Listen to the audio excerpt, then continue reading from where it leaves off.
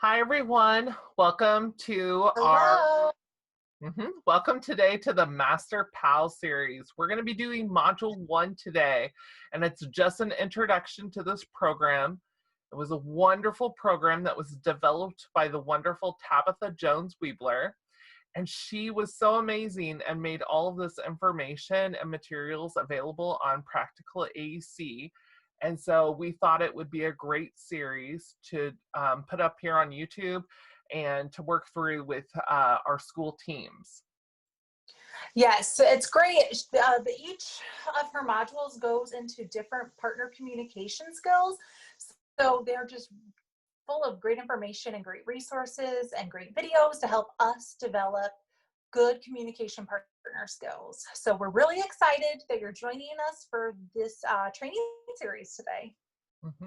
And today we're just going to be doing module 1. And so we're just going to do a review of the communication basics and skills that we have as communication partners.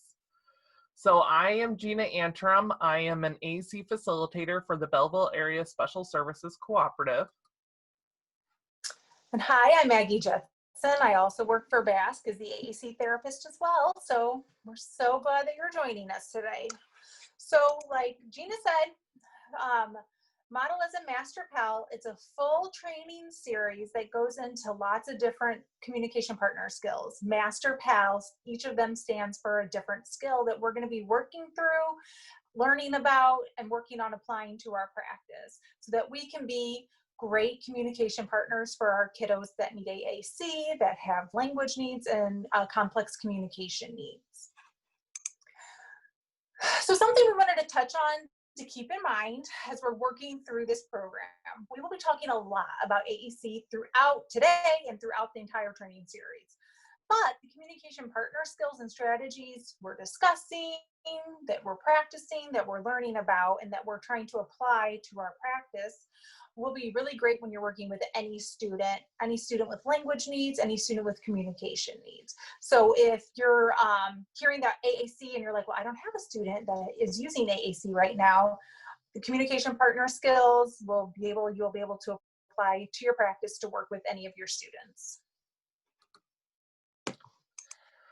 All right, so model as a Master PAL. As Maggie mentioned, each of those letters stands for a different skill that helps support us to become wonderful communication partners to our students. So we're going to go through what each of these letters means, and then there will be a module for each of these letters to go through then later where we dive into that topic even more. So the first one is motivate.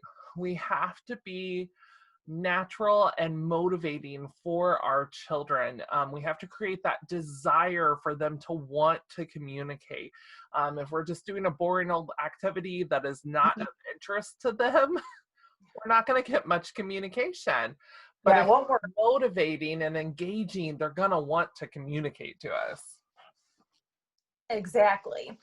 Okay, the A stands for accept multiple modalities. So we're going to be talking about all the different ways that we communicate and all the different ways that our students might be expressing themselves. So we're going to be learning about that, and we're going to be learning about how we can accept those modalities while we're also shaping it to develop their language and communication skills. Yes. And S stands for statements more than questions. So I don't know about you guys, but if I know that I'm getting asked a lot of questions and I know I'm being put on the spot, or if I'm in like a testing situation, I shut down and I get anxiety and I don't want to participate. Same for me. Yeah. So we don't want to do too many questions and keep demanding our students to respond, because that's not a nice interaction for them. They're not going to have that desire to want to communicate to us. But if we make statements and more comments, then we're inviting them to come communicate with us, and they're going to want to communicate with us and have that reciprocal interaction. So decrease the amount of questions, and we're going to increase the amount of statements and comments that we're making. All right, T stands for time. This has to do with learning how to give appropriate wait time. So time to allow the student to have the ability to process what we said, the time to be able to formulate a response, and the time to get that response out to us. So we're going to be learning about wait time. We're also going to be talking about time for growth. So realizing that students developing language and communication skills, that takes time, and that's okay. Also, though, I think we'll use this opportunity to reflect on ourselves too, and how it takes time for us to practice skills, to develop those skills, and to get them into place. So that's why we're super excited that we'll be meeting monthly throughout this school year, so that we have time to really reflect on what we're doing and to put these new practices into place. Yes, time is such a big one for sure. Yeah. Next, the letter is E for engage naturally. So if we want our students to become successful communicators for different communication partners and throughout their day, we have to engage naturally with them throughout the day and show them how to partake in those conversations and those different communication opportunities that they're going to come across with different people and throughout like their day at the school or at home. We can do that by engaging naturally and participating in a conversation with them throughout the day that way. All right, and the last one for master is R, response not required. So during this module, we'll be learning about aided language input, that's where we are teaching students what symbols mean. That's where we're teaching them what gestures mean. We're providing that training in that way. But when we're doing that, when we're providing this language input, there's not a response required. The student doesn't have to respond in order to benefit from that communication partner skill. So we'll be going into depth there and learning about that when we get to R. And then we get into the PAL part. And so P is presume potential.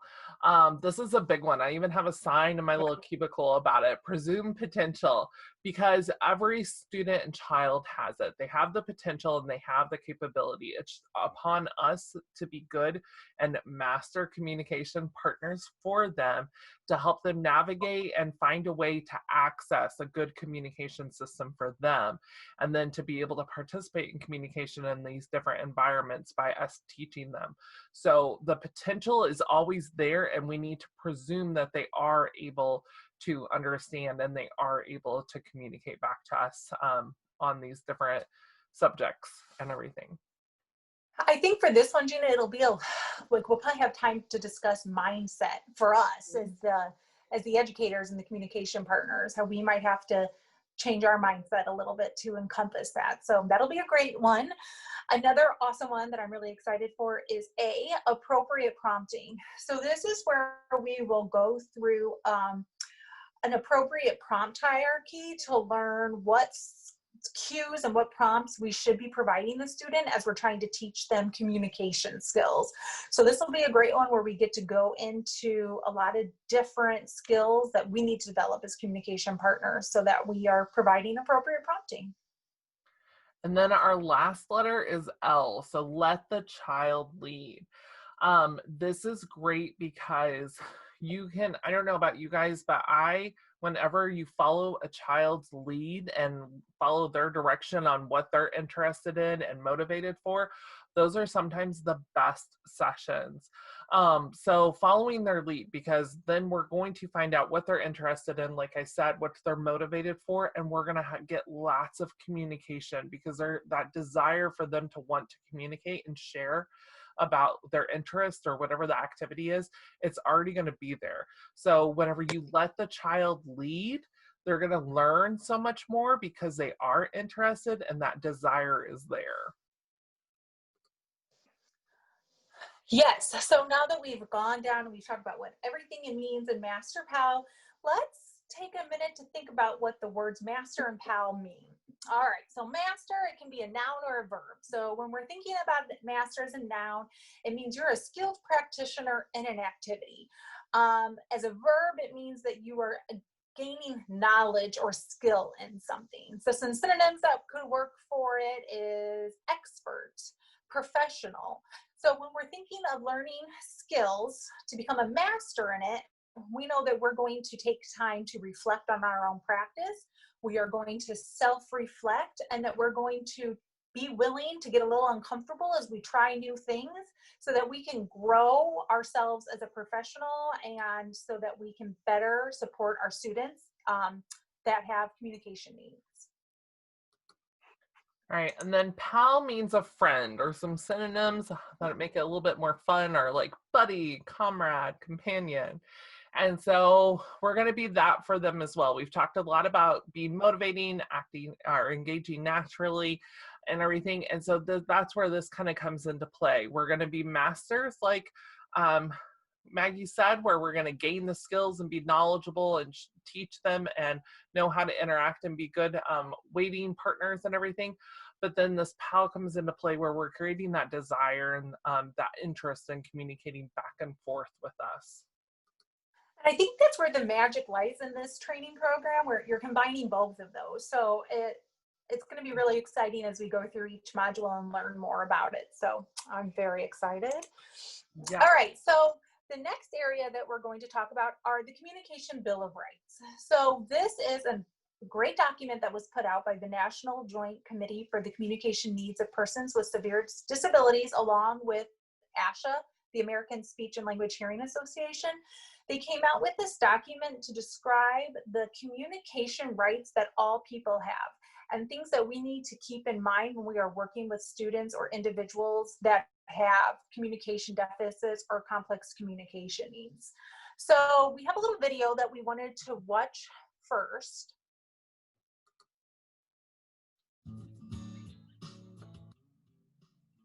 So it's training.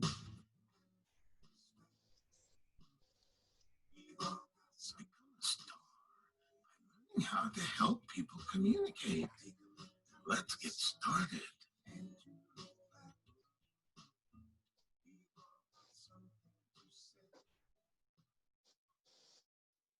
There has been a lot of excitement lately about people with disabilities gaining increased opportunities to direct their lives by making their own meaningful decisions. How can those of us without typical speech or literacy skills participate in our community? But how will you know what we want if we cannot tell you? How will you help us to genuinely be a part of our community if we don't have the tools to communicate and neither of us have the training we need? This is where supported training with respect comes in. The goal of the STAR approach is to train professionals and families in proven ways to foster meaningful communication. Have you heard of the Communication Bill of Rights? It states that all people with a disability of any severity have a basic right to affect through communication the conditions of their existence. I have the right to ask for what I want. I have the right to reject choices. I have the right to share my feelings. I have the right to be given real choices. I have the right to use my communication system all the time.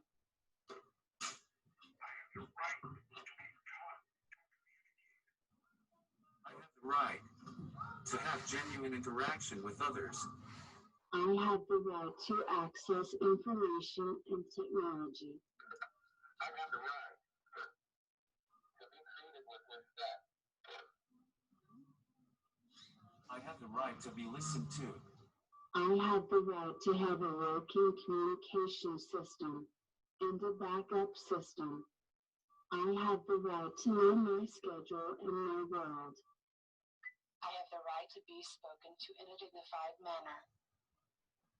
I have the right to be spoken to, not spoken about. I have the right to be an equal member of the community.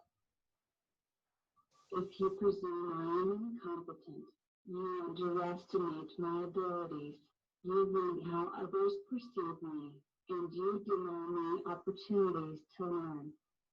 That is a very dangerous assumption. We must embrace high expectations for all by using the least dangerous assumption. Instead, if you start by presuming my competence and treat me as someone who understands, It hurts no one, and it changes how others perceive me. People who use AAC have told us that they want respect, equality, and genuine interest from their communication partners. They want to have an ease of conversation with those who interact with them. STARS will always remember to presume competence when having a conversation with anyone. Give it a try. You may be surprised at what they can tell you.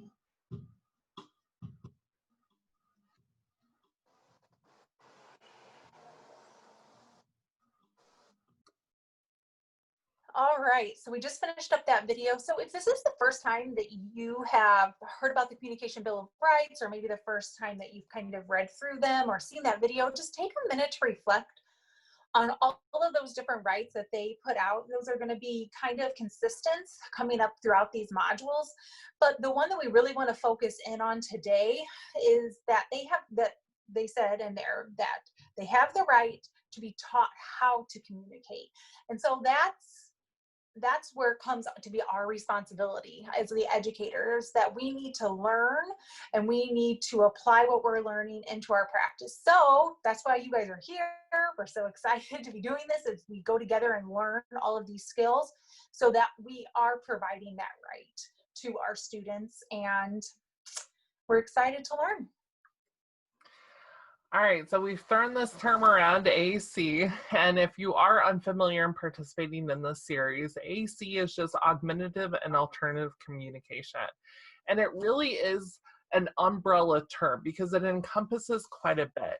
It's not just the tools that we use to access communication, but also the methods used for communication. And it can be to supplement. So for somebody who maybe does have some verbal speech or some great sign language, but it's just not that effective or efficient 100% of the time, and so they need something else to help with that. So it could supplement, which is that augment part. Or if they don't really have a good communication system that's efficient and effective across environments and communication partners, then they may need an alternative source, which would be that whole replacing the speech or writing for those, depending on their impairments, with their production of or comprehension of spoken and written language. So AAC really is an umbrella term, and we're going to go into a little bit more detail about it as well, and the different types of communication that are systems that are used with AAC. Yes, and just another little something to keep in mind as you're going through this. You might have a student in mind that you're thinking of, or a specific student while you signed up for this course. So you might be thinking to yourself, how do you know if a student could benefit from AAC supports and strategy? Jeanna and I really kind of just think about one question. So ask this of yourself: is their speech meeting their communication needs? And if the answer is no, then yes, they could benefit from AAC. They could benefit from different supports, different equipment, different strategies. So we're going to be spending time going into all of those, but just keep that in mind as we dive in here. So like Jeanna said, we're going to talk about the different types of AAC. So the first one we'll go into is unaided communication. When we're thinking about AAC and unaided communication, these are all the ways that we communicate using our body only. So this would be eye gaze. This is when you look at something to make a choice. This is maybe when you're giving a side glance to somebody during a session, or you roll your eyes, right? You're using nothing but your eyes, and you're communicating so many different ways. This could be using vocalizations or verbal approximations. Doing gestures. As you're watching Jeanna and I talk, we're using our hands, we're shrugging. This would be shaking your head yes and no, waving. These are all ways that we're communicating without speaking, but only using our bodies. American Sign Language, manual signs, that is an example of unaided communication. And then facial expressions and body language. These are all ways that we can communicate that would fall under that umbrella term of AAC, using unaided communication, only our bodies. Mm-hmm. All right, so unaided, like Maggie said, is our bodies that we're using. And then we can get into aided communication, which I feel like a lot of times people often think of this when they think of AAC, right, Maggie? And we talk about it. Yeah. So aided communication, it could be anywhere from a communication book that we have pictures in and are communicating. It could be our light tech devices like our Go Talks that are kind of more battery operated, but if you press a button, voice comes out. It could be picture symbols that we often see placed around our rooms to help indicate routines and help communication during those different routines in the classrooms. It could be our mobile devices with a keyboard on it. It could be a low-tech communication board that we have, or it could be our high-tech dedicated speech devices, speech generating devices. And these could either have text-based programs on them, or it could be symbol-based. But those are all something that it's outside of our body, so then that's a part of aided communication. But our students are using both of these.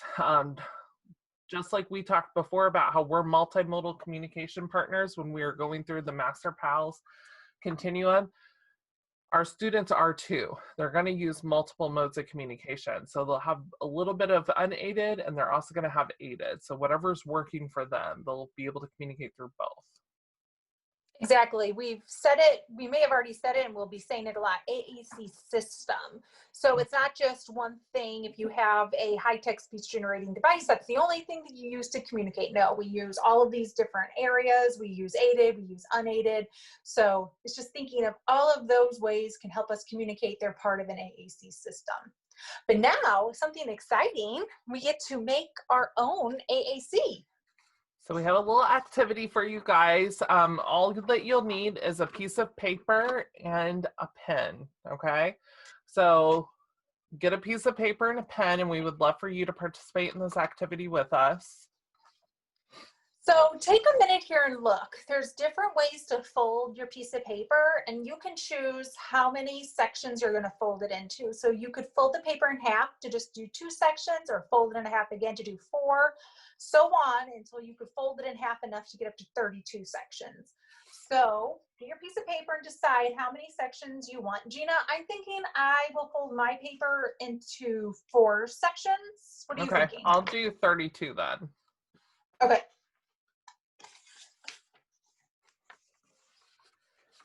All right, so you're folding your paper. I folded it. I got it into 4. All right, so you have all your squares. Once you fold it out, so depending on the number that number of times that you decided to fold it. And now we want you to, you're gonna write words onto each of the squares, okay? This is gonna be your own little aided AAC system. And we want you to think about kind of your daily routine. So from morning getting up until bed, who do you see and chat with throughout your day? Where do you have those conversations? And then when are you talking, when you talk throughout the day, like just think about some of the words that you're using frequently.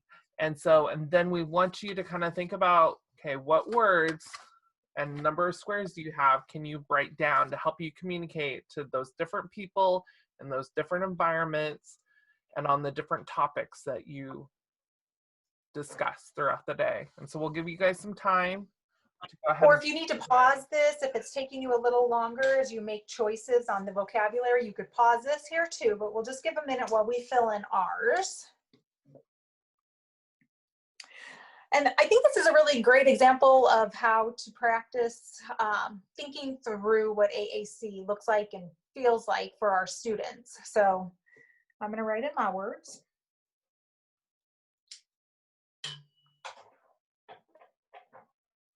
All right, Jeanna, I'm ready. How about you? Ready? I'm ready too, yeah. Okay, well, I can go first and explain mine since I had the smaller size. So I folded my paper into 4 sections, and I will say immediately, one of the things I realized is that this was extremely, extremely limiting. I could only put 4 words to try to think about my whole day. So I'll give some examples of the words I chose, and we can talk through how they can be beneficial, the word choices I did, or how maybe they can also be limiting to me as a communicator. So on 2 of my squares, I put yes, no, and then on the other 2, I put want and more. So I wasn't, like I said, it was so hard to choose when you have such a small grid size, right? Like, what words am I going to choose?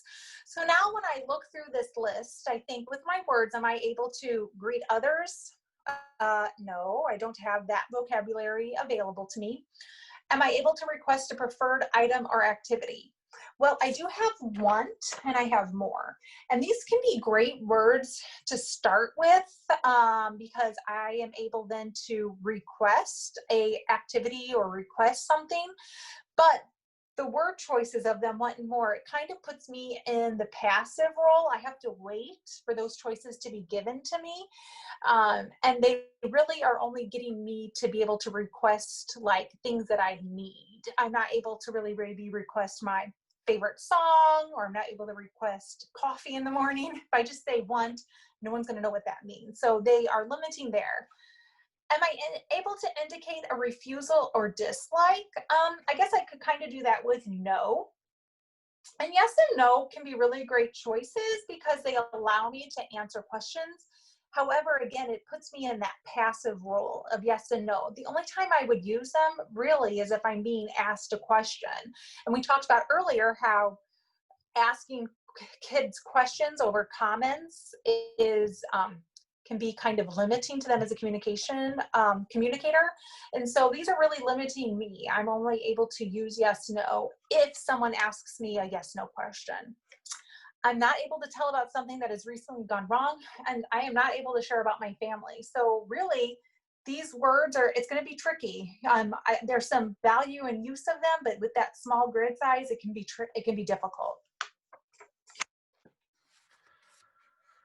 All right, and so I have mine, I did 32 words on mine. So as Maggie said, when we talk about greeting others, we can use our body for that. So I didn't put any of those words on here, even though I do that throughout my day. I have some pronouns, I, my, you, and it. And then I have quite a few verbs because that's gonna help me to control my environment as well as to request things, to protest, because I have don't and stop on here. I can get my basic needs met with like eat and drink are on here. So I can indicate those as well. I can comment because I have the word like on here and feel, so I can express my feelings a little bit, kind of get towards that point. And then I did put a few fringe words on here. So I have my husband and my children, because if I'm going to be sharing stories, it's most likely they're going to be involved in those stories. Or if something's wrong, I'm going to want to see them. And so they're important to me. So I need them on here. And then awesome is another word that I put on here because I say that frequently throughout the day. So that's a word that's important to me that I'm going to be putting on there. I also have on and off so that I could control my environment as well, or give some commands and directions. But even though 32, it does give me quite a few words, it's still not enough. Still only 32 words, right? Yeah, I know, it's hard. 32 words. So like 2 points, Jeanna, I wanted to reflect on how you said, like, I didn't put greetings on here because I can use my body for that. And so that really goes back to that multimodal communicator. So if a student can wave, or on your board, maybe you put hi and bye and yes and no, but if you already have gestures for those, then you don't need those on there because you could wave to say hi and bye. You could shake your head yes, shake your head no. So you already have a way to communicate them, so you don't have to put them on your board, especially even if you did the 32, that's still only 32. So you want to save those spots for those words that you can't communicate in any other way. And then we talked about, like, yeah, it's 32, but it's still so limiting. And so this activity is to give you time to reflect on, like, when we are developing AAC systems for our students, that, like, when we are picking grid sizes and we are picking vocabulary, we have a really awesome responsibility because we're kind of becoming a gatekeeper to words, and we don't want to be limiting exposure to communication. So when you're thinking things through, sometimes bigger is better when it comes to AAC. So hopefully that kind of got the wheels turning for you. So when we meet, we'd love to hear what you guys, maybe bring your board with you, that we could get into it a little bit more. Yeah, and if anyone did do the alphabet, we just want to say kudos to you, because the alphabet does make it to where you have endless possibilities, but and also limitation to that, that if you did do the 26 letters with a couple of words on the 32 board, the efficiency of being able to communicate kind of decreases because of the amount of time that it takes you to then spell. So it's just, these are all good things, and this is a great activity to start thinking about what goes into really, as Maggie says, us being the gatekeepers to their vocabulary and their words, and things to keep in mind as we're teaching these and how we're developing systems for our children. Okay, so then we kind of hit on this when we talked about the words just now, with there are different purposes of communicating. When you were going through your board and we had you thinking about like who you were going to talk to, where and when, and then there were those different purposes like reading and being able to reject and refuse and request and everything. So that's what we're going to talk about now, because communication is beyond just requesting wants and needs. That's sometimes the easiest thing to do first and most motivating for our children, but it goes way beyond that. And even at an early age, communication functions that our children develop by age 2 are being able to request their wants and needs. So if we look at this block picture over here, you know, they could request by pointing that they want the blocks, or by saying blocks, or pointing to a picture of it and telling us that they want to play with those blocks. They could comment on how tall their tower was, or look at how tall their tower was, or that it knocked over and oh no. So they're commenting about that. Laughing and expressing joy, you're commenting that you're enjoying that activity. For sure. Social closeness. So they often will like bring you a block or pull you over to go see what they built and everything. So they're engaging in not only turn taking with others and wanting to do play, but then also just wanting you to engage with them about what they did with that block tower.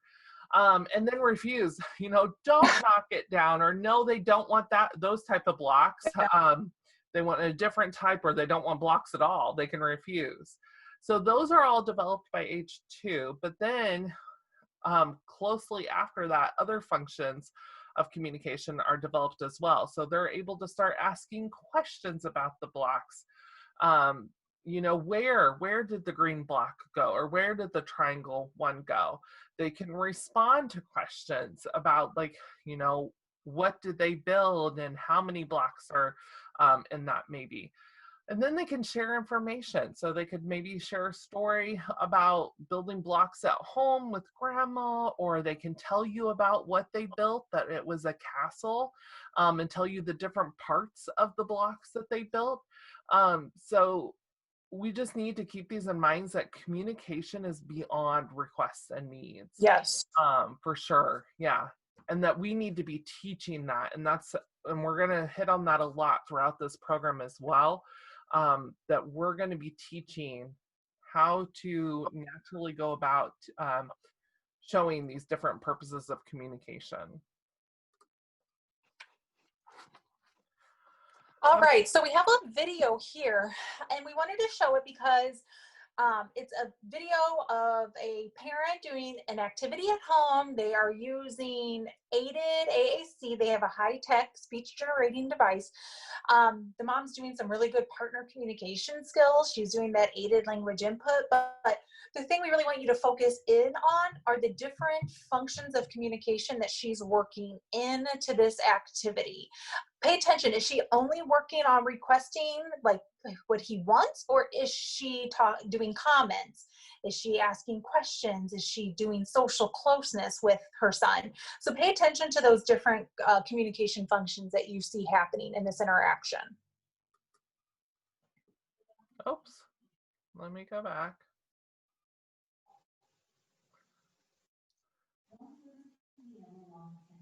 Ah. My mouse is a little too quick for me. Okay. There it is. There we go.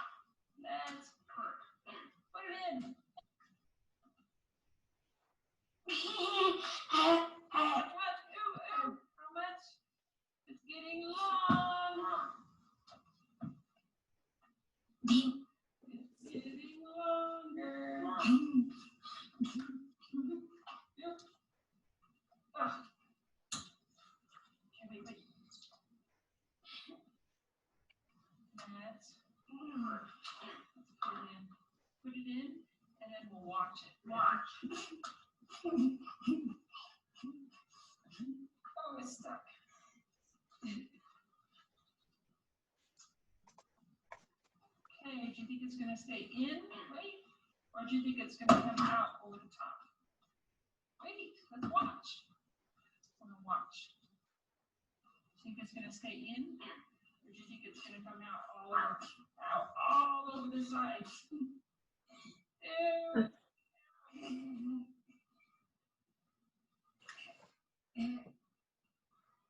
It's kind of gross. So we love this video, don't we, Maggie? Yeah. There are like so many great things that she Yes. is doing in this activity that it's just so good. But before we get into like all of them, take a minute and think about those communication functions that you saw. So Jeanna, what I saw her commenting, I saw her describing, social closeness for sure, you know, following the child's lead, going where he was taking her. She asked and answered some questions. What am I missing? What else? You said commenting, right? So Yeah, lots of good was a big commenting. on the beginning, yeah. I just love how, yeah, the purposes, but just, I mean, how engaged he was. And then she just was naturally providing that aided language input for all that variety of communication purposes during this activity and never had the expectation or put that demand on him to respond. She just You followed. never once did say, tell me, you'd say it. It was just enjoying each other doing that activity. So yeah, it was so lots good. of good descriptions and labeling of what was going on and the actions and everything. We really love this video, as you can tell. Yeah. She's doing It's a fabulous job. Yeah. Yes. All right, so then we have another video for you. This is of a therapist with a student, and we just like her aided language input that she is doing as well. We're going to skip a little bit towards the end of the video here. And again, pay attention to like the different communication functions, the different word choices that she's focusing in on, and just kind of think through those things as you're watching. And how she responds to his communication attempts and what purposes of communication he's using.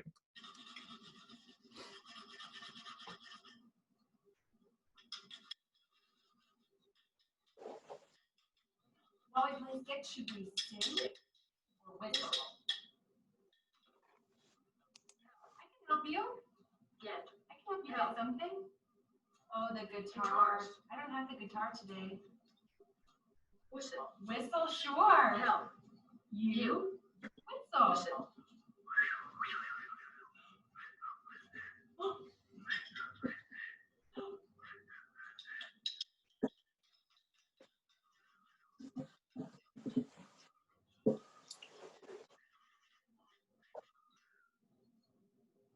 Trade.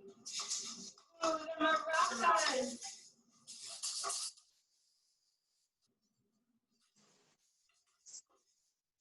Trade. Playing some maracas. Maracas. Stick. You want the stick?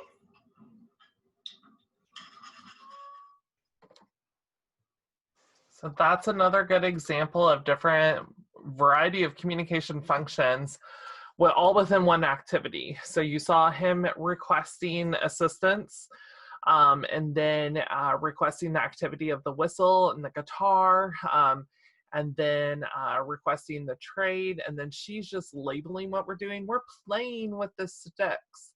We're trading, taking turns and everything. And then Maggie, I also really liked how she gave meaning to everything. So when he touched, I can't remember what word he said there at the end was like different, or then she like gave him something different. Like she was, whatever he said, she was making it correlate to the activity and demonstrating the meaning of it by acting it out or doing it. So she was just really doing so many great communication partners strategies there. It was a great little video to see. All right, so then we get into what successful communication is. And there's 3 parts to this: that it's effective, we want our communication to be efficient, and we want it to be socially appropriate if we're going to consider it to be successful. So effective is just our message that we're trying to communicate is accurately understood, and a meaningful response is provided back to us. Efficient is just like our speed at which we're able to get to the words or and being able to get our message out so that somebody else can understand it. And then socially appropriate, everything has a communication meaning behind it. However, for different activities and environments, it may not always be, socially appropriate. So the example that like she gives under here is like crawling under the table, or Maggie and I mean, we see this all the time, right, Maggie? Like if we're just walking away from an activity or sliding the blocks off the table, that's protesting, we get it. And so we can just reference that behavior. Oh, it looks like you don't want to communicate. So just shaping those, taking those the communication that they are doing and shaping it into something that's a little bit more effective and efficient to be understood. Exactly. And then we have another video to demonstrate that. So in this video, the kiddo is going to be saying the same thing 3 different times in 3 different ways. The first time verbally, the second time with a manual sign, and the third time using a speech output generating device, so a high-tech speech generating device. So when you're watching this, see which one or which of them feels to be the most effective and efficient and socially appropriate.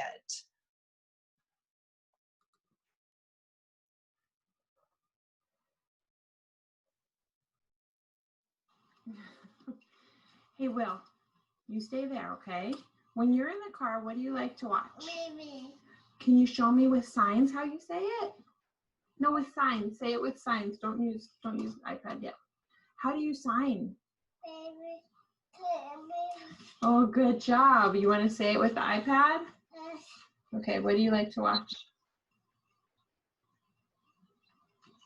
Uh-oh. Okay, go ahead. What do you like to watch? Baby signing time. Yeah, baby signing time. All right, so which one did you understand? So since this isn't a child that I'm familiar with, I did not pick up on the verbal part at all. Now, mom probably knew what that meant because she knows his speech pattern, but I didn't know him. So for me, that was not effective at all. I didn't understand what message he was trying to communicate.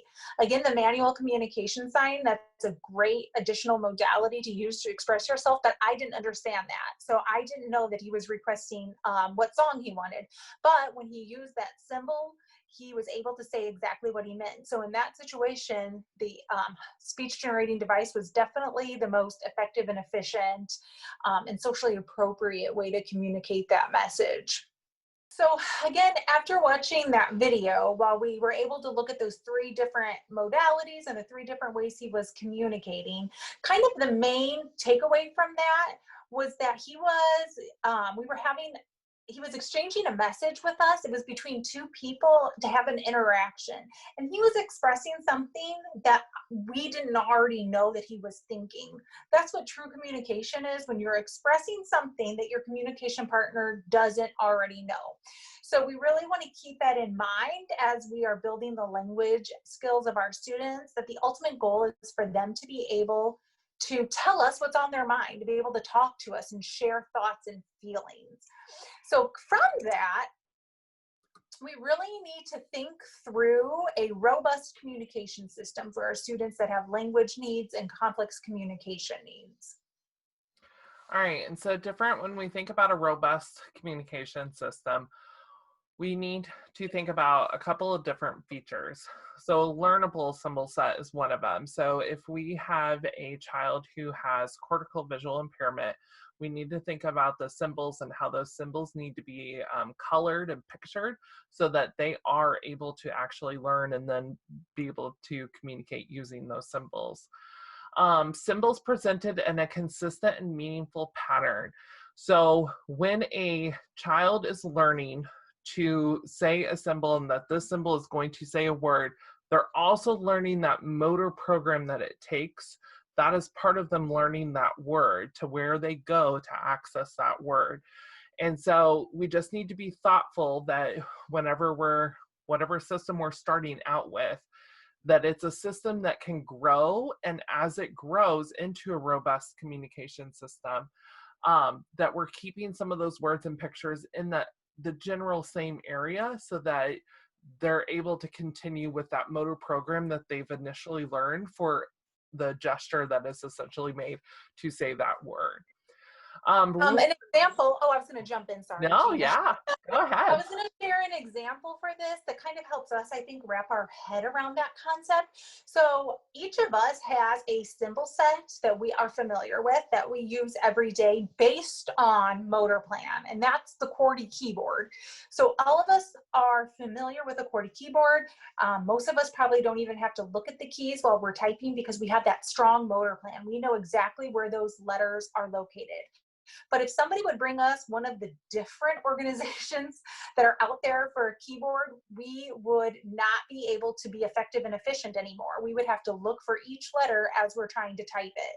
So that's why that consistent, meaningful pattern is so important when we are developing, like Jeanna already said, when we're developing that robust system, because you develop that strong motor plan. And if you change that, it really kind of takes you so much longer to relearn things that you maybe already knew. So just a little point to maybe help make that. I love it. Thank you. Yeah. All right, rules and patterns designed for developmental growth. So we need to keep those in mind for like the words and the parts of speech and those communication functions, what we should be teaching and what's developmentally appropriate for them. And whenever we think about their growth and everything. Usable in conversation and other pragmatic functions. All of us want to be able to develop relationships with other people and to be able to have that conversation back and forth with them and share our interests. That's a deep rooted desire. And so we need to make sure that the vocabulary that we are providing them with and the communication system that we are developing with them fits that need for them. Yeah. We need to keep in mind that, communication systems, they're not just for expressive use. Receptively, they're learning these words, and they will learn and receptively know way more than what they are expressively able to produce. And so the systems, we always need to be adding words and providing them with more vocabulary than what they're able to express. And they should not ever be required to have to express something before we keep providing them with more words as well. We want to keep their language growing. And then, of course, robust systems. I'm surprised we haven't actually hit on these terms a little bit more. I know. I just realized, but includes core and fringe. So core vocabulary is a small set of a couple of hundred words, but it makes up 80% of our language, whether you're a toddler to somebody who's got a doctorate degree. Core vocabulary is going to make up most of your words in your language that you're communicating with. So they give you a lot of power. There are verbs, our pronouns, our interrogative pronouns, our question words, our determiners, our adjectives, prepositions. These words give us a lot of control over our environment. We're able to communicate for a variety of purposes with a variety of people. So these words are super important, but fringe is often the most motivational for our and often the most desirable.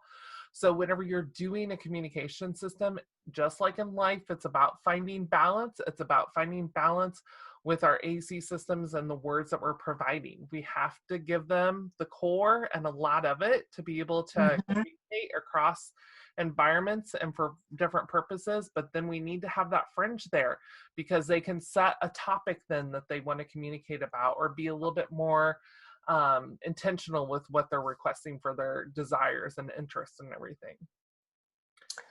Exactly. Okay, so then that leads us into thinking through some of these big ideas when we're thinking about AAC. So the AAC agreements, it was a list of agreements that was developed at a conference back in 2018 by leaders and researchers in the field of AAC. And they were submitted by people who use AAC, family members, AAC professionals, things that are kind of our gold standard to think through when we're working with students that require that AAC supports. So we thought we would share those and go into a little bit of information about them. So the first one is the communication system should allow for multiple pragmatic functions.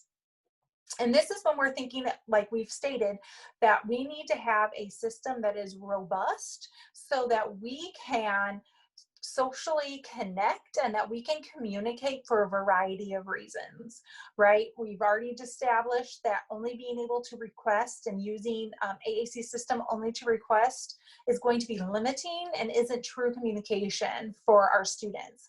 We need a system that allows for all of the different functions. And then also the AAC system should always be immediately accessible to the user. So if a student does have a high-tech speech generating device, that should always be out and available.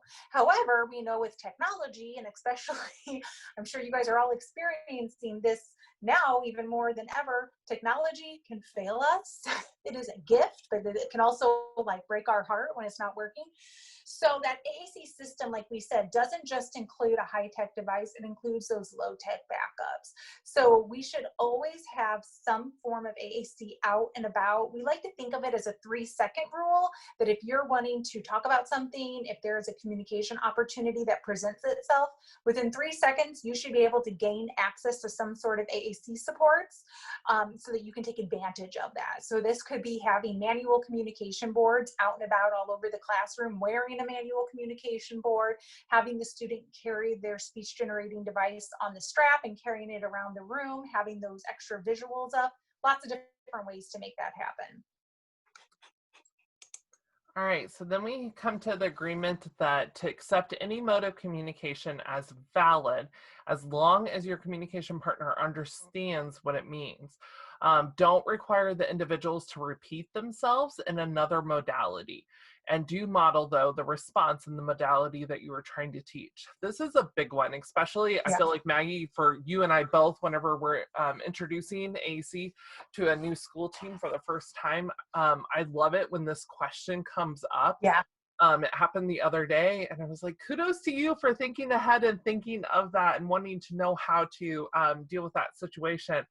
But yes, we get this all the time. So if a student is able to say it verbally, or if they're able to sign, cookie accurately, and everybody in that room understands it, do not make them say it again on their device.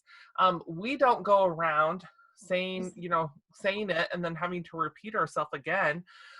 So do not require that of them, because that's going to increase some frustration from them and decrease that desire to communicate to us.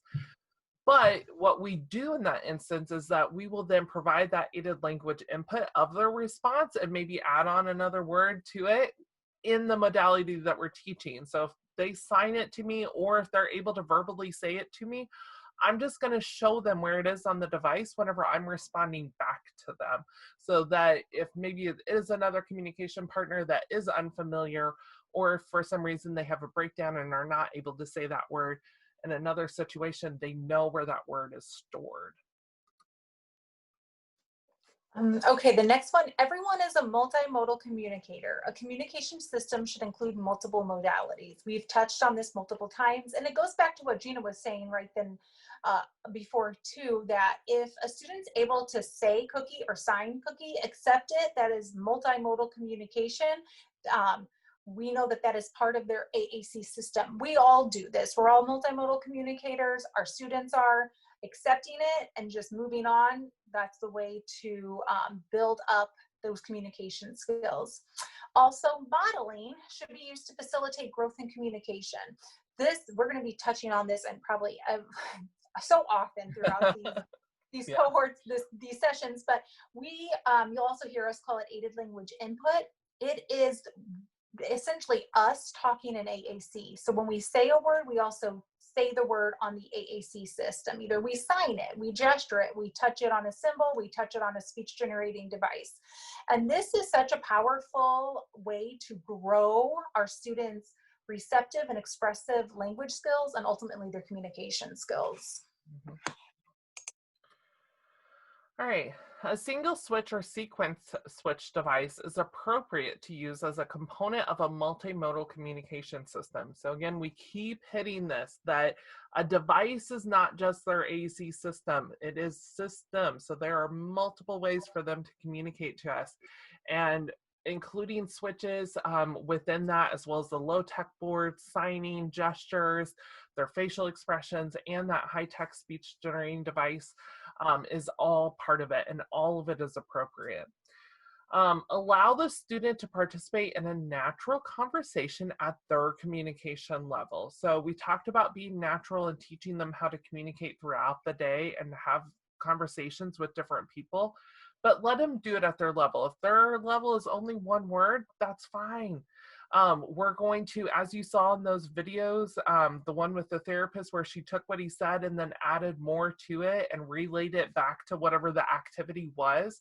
It's the same thing for us. Whatever they say, we're going to make it a part of whatever that activity is and contribute that to it, and then participate in that back and forth with them. All right, the next one is motor planning, which we touched on earlier when we were talking about the keyboard or the QWERTY keyboard. It's an important consideration of an organizational structure of an AAC system. So again, it really can have great benefits for students. It can help them learn vocabulary. And so it's just something to consider as you're building up the amount of vocabulary available on an AAC system, things to keep in mind. Core vocabulary should be taught. So this isn't always natural. Core vocabulary isn't always the easiest, doesn't feel the easiest anyway to teach, because there are these little words that are used in just so many different situations, but they're not necessarily just learned automatically. We have to actually go in and teach them. We have to show how you can use the word. Let's take, for example, put.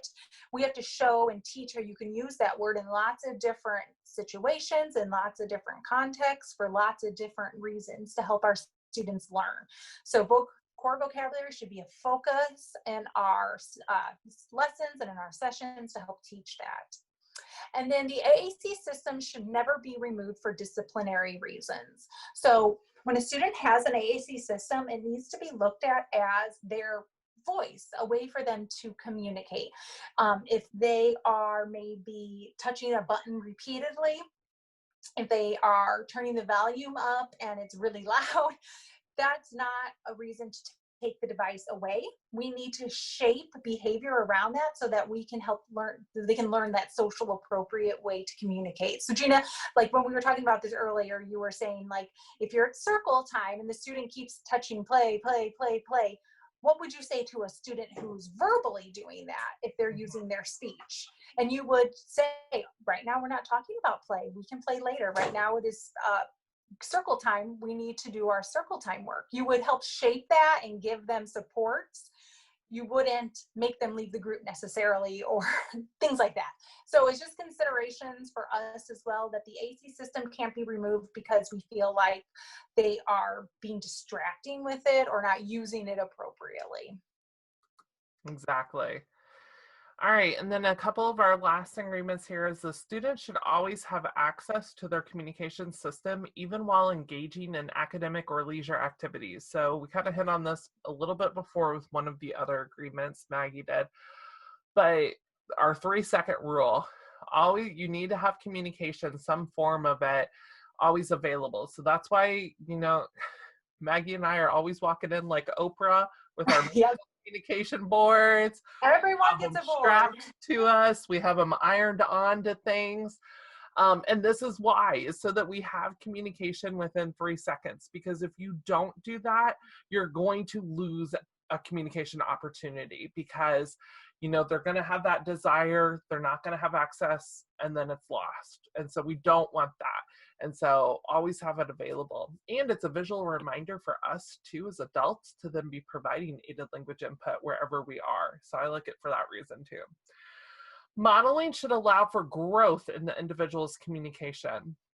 So we'll hit on this as well, but aided language input that we're doing, we need to be modeling it for the different functions of communication as we talked about earlier, and with a variety of words so that we are growing their vocabulary and growing their language, receptive and expressive abilities.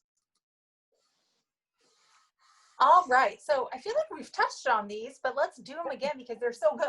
So there should always be a light tech option as part of an AAC system. So like we said, a student might be in your classroom, they have a high-tech speech generating device.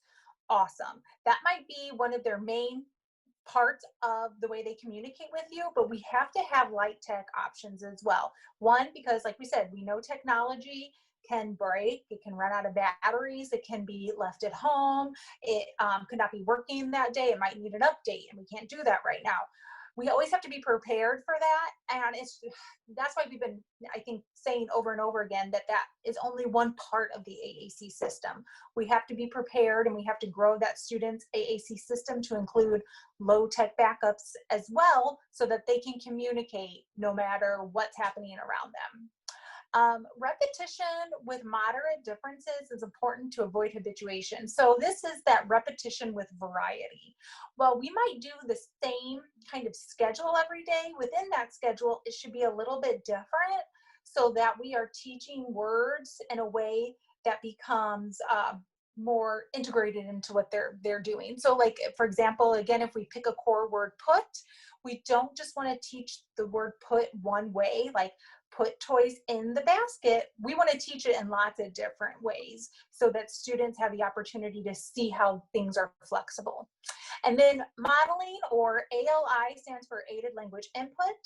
ALS stands for aided language stimulation. They are more or less all the same word or are often used interchangeably. You're going to hear us refer to it a lot as aided language input. That is us talking in AAC and kind of immersing the student in that aided language system, because we know that's how we learn language as well. But aided language input should be happening all day, every day. It's the most desirable way that we can be providing AAC supports to our students with no requirement of a response. So like we saw that one video of the mom and the son playing the with the slime. She was providing that aided language input and she was not requiring him to respond at all. She was just immersing him in that language system. So that is something else that we should be striving for. All right, so here we have some other resources. We'll be providing you guys with resources on every module that we discuss. But for this one, we thought these are kind of our top 3 for you to go to. So Project Core has some wonderful webinars that no matter your background or what profession you are in within this education world, you're going to be able to understand these webinars. They do it in such a great way that they're so good. It makes the information easy to digest and understand, as we said. So we highly recommend that. They really break down different topics within AAC and literacy for our AAC users. And Patton is the PrAAC modules. This features Gail Van Tatenhove and some of her information on providing AC and how to kind of set up your classroom and your therapy and things to consider and be cognizant of. And it goes a lot into aided language input as well. And that is a free resource with her webinars that she's recorded, as well as the PowerPoints and handouts that she uses. So that's wonderful as well. And then PrAACtical AAC, I mean, that's where we got this great resource. Yeah, it's so good. So there's a plethora of information on there as well, but it is amazing. Anything that you would want to know in regards to AAC, you will find on this blog spot. So in this website. So it is a good one to go to and to bookmark it as part of your browser for sure. Yeah, if there was a topic that we touched on today that you're like, oh, I want to look into that more, go to that website and type it in the search bar, and you will get just great information to read up on. So yeah, definitely check those out. And we just wanted to say thank you again. Thank you so much for taking part in this with us. We're looking very forward to your questions that are going to come out from this, and then discussing this module more in depth during our follow-up discussion. So we cannot wait. And thank you so much. Yes, thank you, everyone. Bye.